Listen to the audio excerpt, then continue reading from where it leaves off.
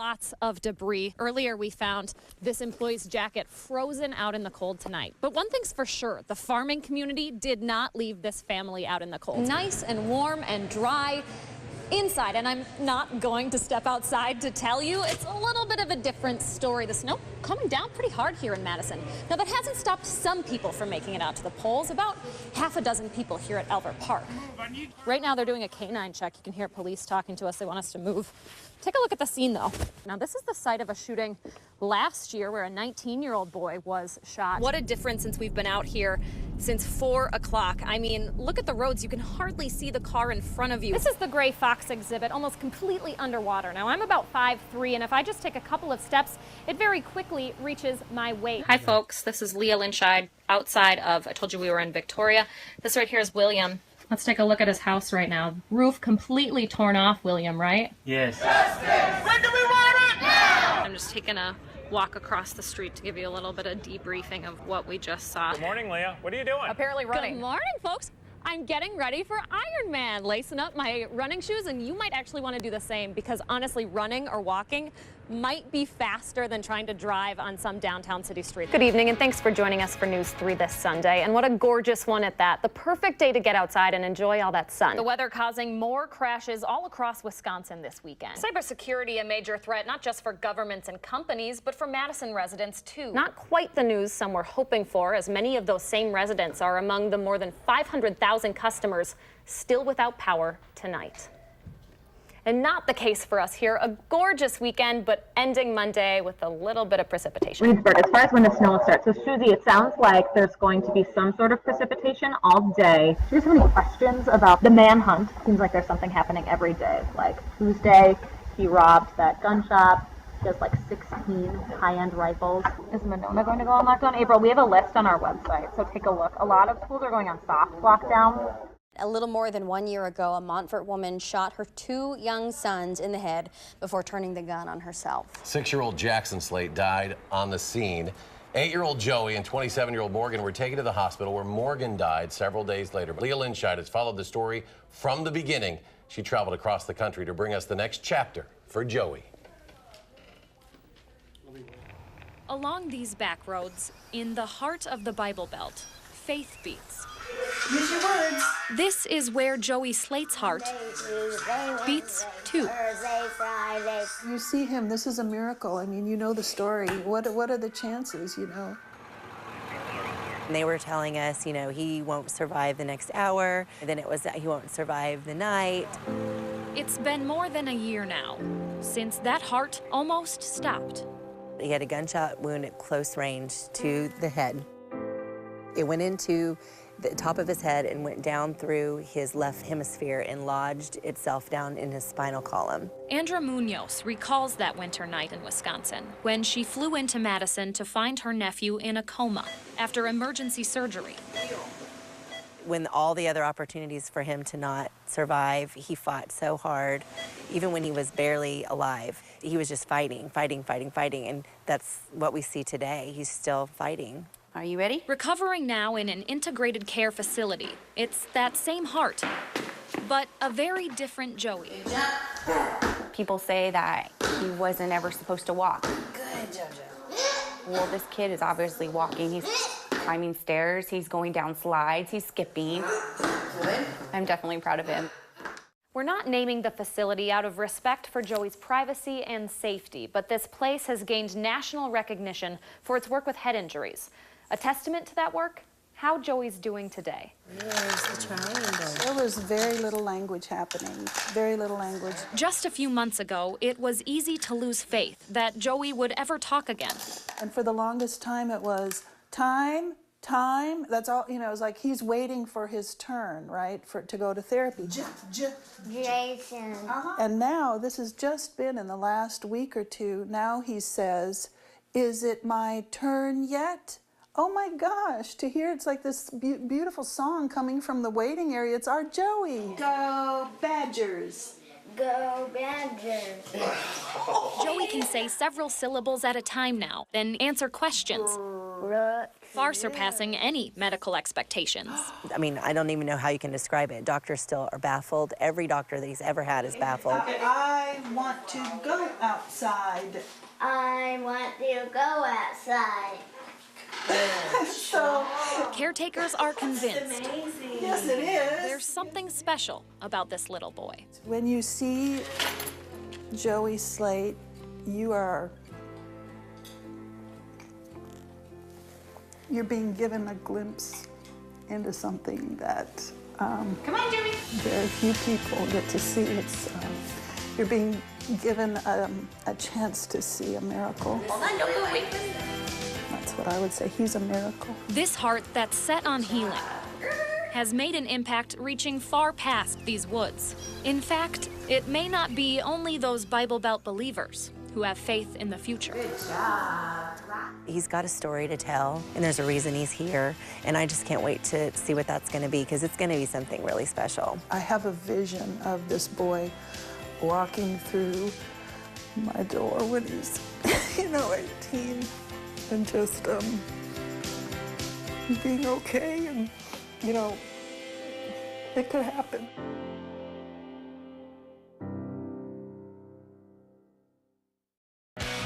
This is News 3 at 10. Good evening, and thanks for staying up late with us for News 3. Tonight, lawmakers are warning President Trump not to fire Robert Mueller after accusing him of leading a biased investigation. Trump took to Twitter to attack Mueller, while one of his lawyers told reporters it was time for the Russian probe to end. Now, GOP senators are getting involved, saying a move to fire Mueller would be crossing a red line that could possibly even end Trump's presidency. Wisconsin voters will decide next month whether to get rid of the office of the state treasurer. Republicans say the position has outlived its usefulness. The office has already been stripped of most of its duties over the past decade. Supporters, though, say it's an essential check on executive power and deserves more responsibilities. Voters will make that final decision on April 3rd. New tonight, thousands of people are still without power 6 months after Hurricane Maria hit Puerto Rico. Thousands of miles away here in Wisconsin, a group of UW students are trying to help. Our Rose Schmidt joins us to tell us how. Hi, Rose. What a great way to utilize their skills to help people in need. Yeah, they're all from different types of backgrounds, but they're all coming together to do this. Some great work. Very neat project. All right, Rose Schmidt reporting tonight. Thanks, Rose. The weather now, a mild weekend, but that's about to change this week. Gary Canalti has our first alert forecast. Hey, Gary. Yes. All right, thanks, Gary. New information now on a shots fired call at an underage drinking party this weekend. This is a pretty scary story for parents. It happened in the town of Vienna just before midnight. Deputies say a fight broke out at that party, spurring someone to shoot out of a car window as they drove away. An 18-year-old woman was hurt, but she is doing okay tonight. No one is in custody yet, as deputies are still investigating. Monona police are looking for someone who ran off after a car crash early this morning on the Beltline. Officers say the car lost control near the Broadway exit and hit the concrete median head-on. One person inside jumped out and ran off, while the injured driver stayed behind. Police say speed and alcohol are factors in the crash. The driver is facing charges. A 25-year-old is in custody after a road rage incident involving brass knuckles. Police say the man threatened a parent and their child with the weapon on Madison's north side. Officers had to fight with the man to place him under arrest. He was ultimately booked on charges of disorderly conduct while armed and possession of cocaine. In Rock County, a Beloit man is facing charges after leading police on a high-speed chase that injured 4 people. Officers say Giorgio Beard was speeding down Highway 51 and refused to stop when police pulled him over. Beard was driving more than 100 miles per hour, running a red light, hitting 2 cars, and hurting 3 people in his own car, along with another person in a different car. He faces charges of hit and run causing injury and an OWI.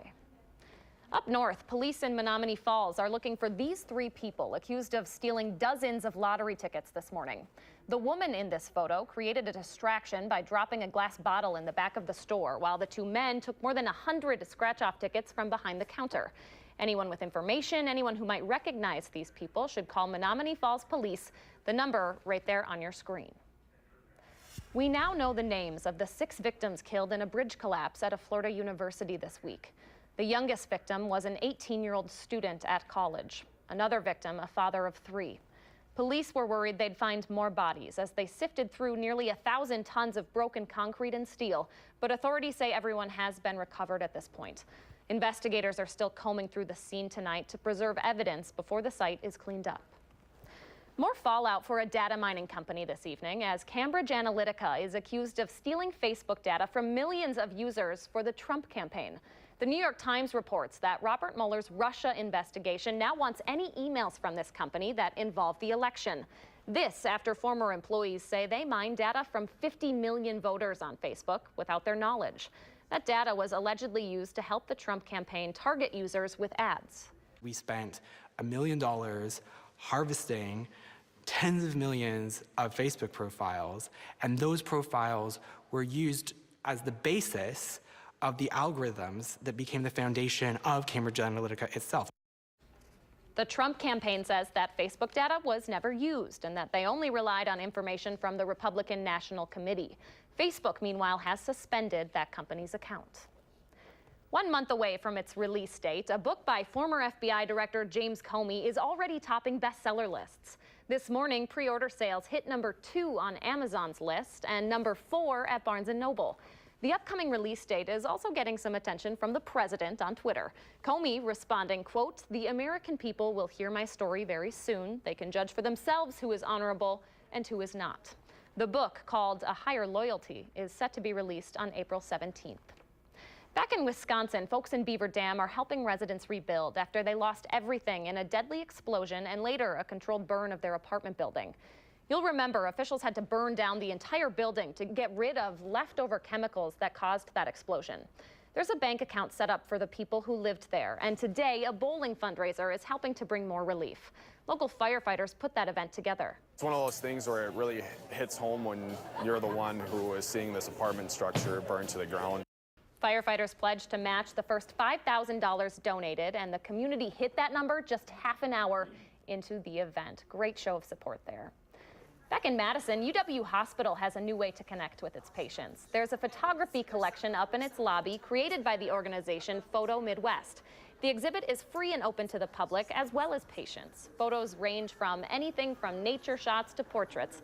Hospital staff say they hope the art will brighten people's days. We're providing a little bit of comfort, a little bit of a mental break for our patients and families that might be going through a hard time. The photos on display will be there through the end of the month. A national junk removal business is expanding here in Madison, but it's here to do more than just clean out your basement. Our Amanda Quintana shows us how employees are helping our veterans find a purpose after serving. Amanda Quintana, WISC News 3. A noble cause behind that company. The business hopes to open a location in Janesville as well. Still ahead tonight on News 3 at 10, warm weather means a new type of skiing for folks over at Tyrrell Basin. We'll explain what that is when we return. Overseas tonight, athletes are saying goodbye to Pyeongchang at the closing ceremonies of the 2018 Winter Paralympic Games. Nearly 600 athletes competed in 80 medal events across 6 different sports. Some of them from our own area. Wisconsin athletes competing in South Korea include 2 members of the Madison Curling Club, 1 from the Green Bay Curling Club, and a cross-country skier from Sun Prairie. Congrats to them. Back home, another competition bringing together athletes of all abilities at the Wisconsin Regional Disabled Hockey Festival. Teams from across the Midwest were in town to take part in special sled hockey. Madison's team, the Wisconsin Skeeters, had players from age 5 all the way up to 18. Coaches say the competition offers a space where people can really embrace who they are. The big battle that we have is just showing that we exist and that we are hockey players in addition to whatever else we are. You know, you're not just your disability. Once you get in the sled, you're a hockey player, and it kind of ends there, which is nice. Great message there. The Wisconsin Skeeters are holding an open house at the end of April to let people try sled hockey for themselves. Well, all this warm weather isn't keeping Tyrrell Basin out of business. Employees there just getting a little creative. The Ski Spot held a pond skimming contest today. Skimmers ride down a slope on skis or a snowboard, then glide across the top of a thawed pond. Some success, like that gentleman right there, but lots of hard falls in the process, too.